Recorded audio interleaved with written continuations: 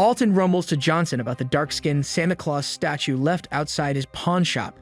With spring in full swing, it feels out of place, and since Johnson doesn't work there, Alton argues it's not his responsibility. Their debate is interrupted when Vernon strides in, clutching a shotgun. Startled, both men raise their hands, but Vernon reassures them. He's just there to pawn the weapon. Annoyed by the scare, Alton offers a meager $20 for the gun. Vernon tries to negotiate but reluctantly accepts. Elsewhere, Raw Dog waits anxiously in a field, haunted by hallucinations. On a call with Randy, he admits to seeing strange things since taking questionable substances 3 days ago, even Elvis Presley. Randy brushes it off, but Raw Dog panics when he hallucinates flames erupting from his car. Vernon's arrival snaps him back to reality. Vernon explains he had to pawn his shotgun for gas, infuriating Raw Dog, who reminds him they needed it for their robbery. Vernon argues they can overpower Stanley without it, but Raw Dog points out Stanley is likely armed and alert. Suddenly, Randy arrives, accusing Vernon of stealing $80. Raw Dog defends Vernon, noting he couldn't have stolen it since he just sold his gun. Randy accuses Lamar instead. After some mocking, Raw Dog insists they take Vernon to the hospital, but Randy refuses, suggesting they confront Lamar instead. At Lamar's place, he's watching a news segment on an Elvis impersonator at the county fair when Randy and Raw Dog barge in, demanding answers. Lamar admits to taking the money and spending it on substances. Furious, Raw Dog threatens him but then recalls they can borrow a gun from Don. Before leaving, Randy notices Lamar pocketing his CD but decides to let it slide. At Don's, he refuses to lend them a gun. Driving away, Randy grumbles about Don's attitude, but Raw Dog reminds him they sold Don's lawnmower, likely souring their relationship. Changing the topic, Raw Dog questions their upbringing of hating others based on race or beliefs. Randy shrugs, admitting he only attends supremacist meetings for the free food. They agree the food is the only good part. Randy nearly crashes into a field, thinking they've hit a graveyard. They panic, but realize their mistake. While there, Randy finds a bow and arrow. As they retrieve it, a man emerges from the woods, caught in an embarrassing moment. Randy flees, but Raw Dog freezes, forcing Randy to drag him back to the car. Back in the field, Vernon regains consciousness as the same man approaches. Vernon refuses a hospital and vows revenge. The man, intrigued, hands him a firearm, calling it salvation. That evening, Randy and Raw Dog set up outside Stanley's house. Randy mocks Raw Dog's clown mask, only to reveal his own fear of clowns. They exchange banter before breaking in, finding Stanley waiting with a gun. Recognizing their voices, Stanley mocks them as amateurs.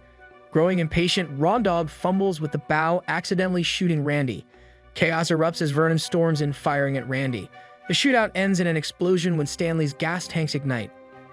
Earlier, after Vernon pawned his gun, Alton and Johnson resumed their debate over the Santa Claus statue.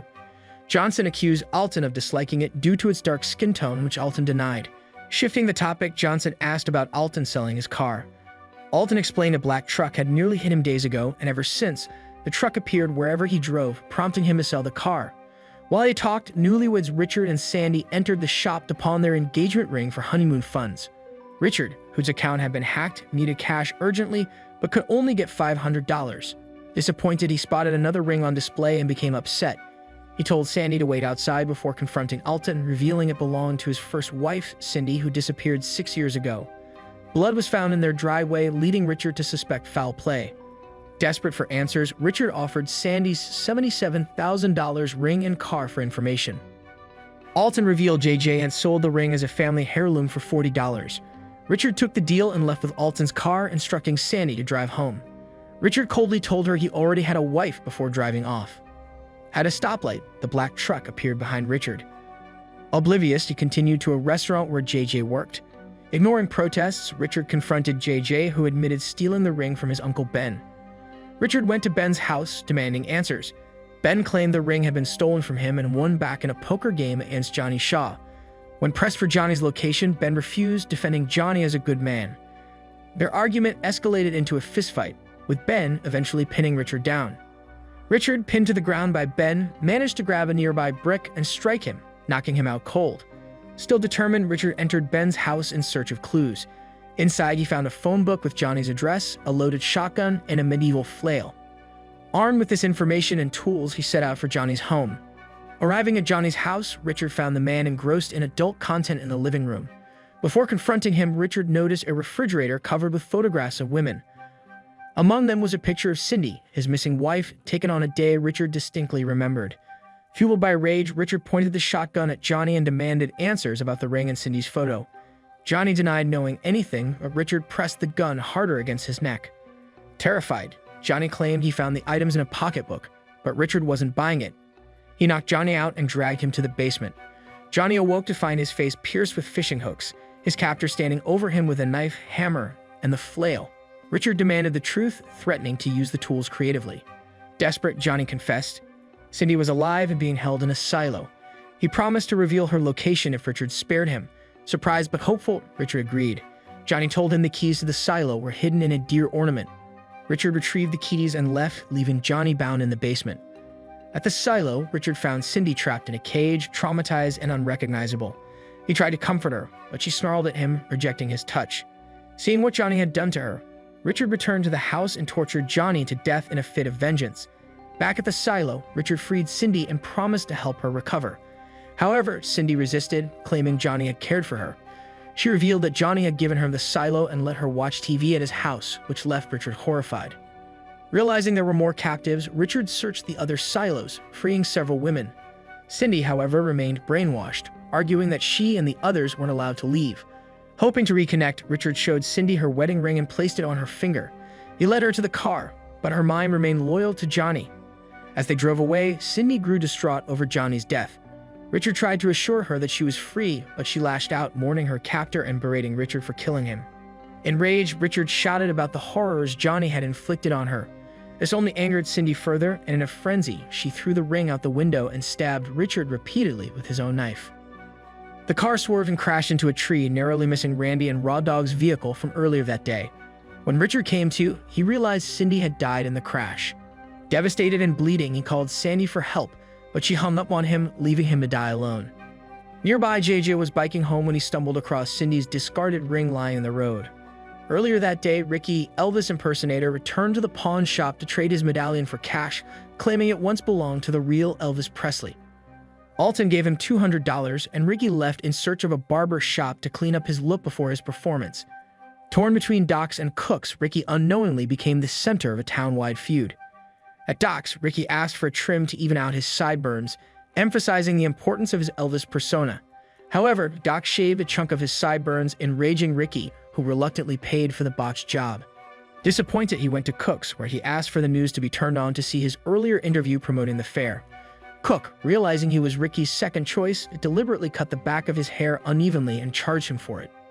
The humiliated Ricky stormed out, calling the townspeople insane. Desperate to salvage his look, he used glue and a fake mustache to fix his hair. That evening, Virgil approached him, commenting on the chaos he had caused at the barbershops. Ricky vented about the absurd loyalty the town had to their barbers, but Virgil saw it as a sign of the town's balance. Changing the subject, Virgil asked Ricky if he felt life had been unfair. When Ricky agreed, Virgil made an intriguing offer: everything Ricky ever wanted in exchange for his soul. Surprised, Ricky looked around and noticed ominous demonic symbols surrounding him. It hit him. He was at a crossroads with the devil himself. Nervously, Ricky excused himself to call his mother, sharing the shocking revelation. His mother, instead of dismissing him, started rambling about how she always believed Elvis sold his soul for fame and fortune. Ricky admitted he was considering Virgil's offer, believing Elvis had the best life imaginable, despite his mother forbidding him from making the deal. After ending the call, Ricky told Virgil he needed time to think. That evening, Ricky performed at the fair, but it was a disaster. His equipment malfunctioned, the fireworks failed, and his glued-on sideburns fell off mid-performance. The audience, unimpressed, began leaving. As Ricky prepared to walk off stage in defeat, he spotted Virgil in the crowd. Desperate, Ricky declared that he accepted the devil's offer. In an instant, everything changed. His equipment roared to life, his haircut magically fixed itself, and backup singers materialized behind him. Ricky's confidence surged as he launched into his performance. The audience grew, captivated by the spectacle. Among them, the women who had escaped Johnny's cages wandered into the fair. Still dazed, they moved through the crowd, catching the attention of a stall owner who draped them in flags. The audience, thinking they were part of the act, cheered as the women made their way toward the stage. Ricky's performance was so electrifying that even Doc and Cook, the feuding barbers, decided to end their rivalry. Meanwhile, chaos erupted elsewhere at the fair. Vernon and Stanley got into a shootout, accidentally igniting nearby gas tanks. The resulting blaze lit up the sky, creating a fireworks display that perfectly complemented Ricky's show. The crowd roared with applause, and Ricky basked in the glory of his newfound success. After the performance, the event organizer, Jerry, offered Ricky a tour across 8 states, performing at county fairs. Overjoyed, Ricky accepted the opportunity. To top it off, Teresa, his ex, approached him, moved by his performance. She asked to reconcile and go home with him. However, Ricky, now focused on his bright future, turned her down. Furious, Teresa stormed off, declaring she finds someone else. At that moment, Johnny, miraculously alive, appeared and offered Teresa a spot in his home. She reluctantly agreed, joining Johnny and his brainwashed captives as they climbed into his van and drove away. Back at the pawn shop, Alton was closing up when Harry, the driver of the black truck, barged in. He demanded a baseball bat, revealing that Alton had tricked him by selling his car. Furious, Harry grabbed the bat and began beating Alton with it. Before things got worse, JG arrived and knocked Harry out with a shovel. As Alton recovered, he grabbed his shotgun, ready to finish the job, but JJ calmed him down. Together, they threatened Harry into leaving. Afterward, JJ pawned off Cindy's ring, earning another $40 for it. Alton locked up and headed home, ending another chaotic day at the pawn shop. Subscribe for more wild stories like this one, turn on notifications, and leave a like to support the channel. Thanks for watching.